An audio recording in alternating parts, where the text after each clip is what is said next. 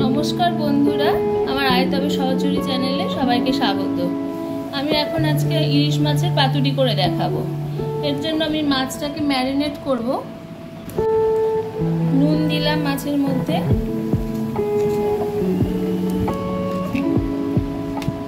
আর একটু হলুদ দিলাম।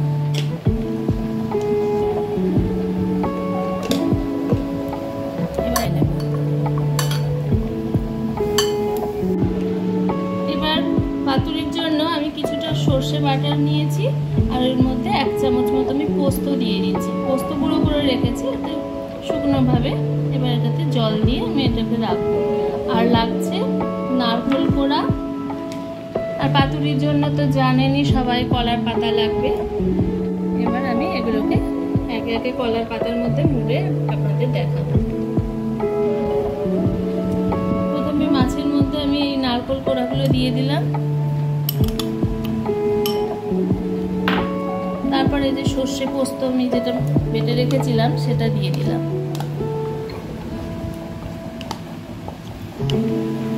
এবার মাছগুলোকে আমি ভালো করে মাখিয়ে নেব। আর এর মধ্যে আমি কাঁচা লঙ্কা বাটা খানিকটা দিয়ে দেব, আর কিছুটা সর্ষের তেল দেব।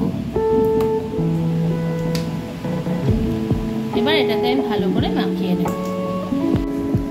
এবার এর মধ্যে খানিকটা নুন দিয়ে দিলাম, ভালো করে আমি মিশিয়ে দিচ্ছি।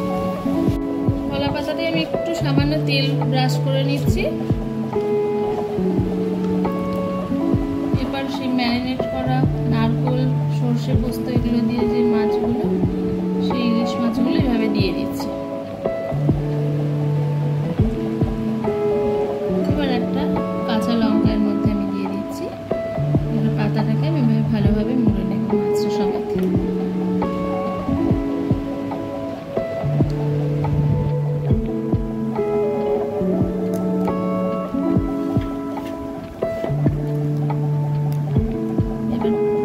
এভাবে মুড়ে নেওয়ার পরে এবার ভালো করে সুতো দিয়ে বেঁধে দেব।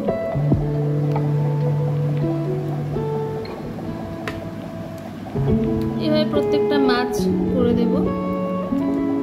আমার ভিডিওগুলো আপনাদের ভালো লাগলে অবশ্যই লাইক, শেয়ার, কমেন্ট করে জানাবেন।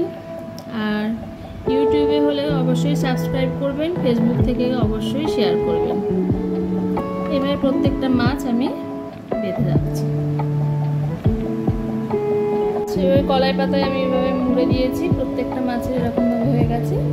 এবার আমি কড়াইয়ের মধ্যে বসাবো। কড়াইয়ে অল্প একটু তেল দিলাম। তেল দিয়ে আমি এটাকে ব্রাশ করে নিলাম। এবার একে একে মাছগুলোকে আমি এভাবে বসিয়ে দিচ্ছি। গ্যাস একদম কম থাকবে, কম আছে এগুলো হতে থাকবে। 10 মিনিট লাগলো উল্টে পাল্টে আমি এটাকে পাতুরিটাকে করে নিলাম। আমি ঢাকা না দিয়েই করেছি, এটা হয়ে গেছে। আমার ভিডিওগুলো ভালো লাগলে অবশ্যই শেয়ার, কমেন্ট, লাইক এগুলো করবেন, সাবস্ক্রাইব অবশ্যই করবেন। সবাই ভালো থাকবেন। এটা আমার ইলিশ মাছের পাতুরি হলো। নমস্কার।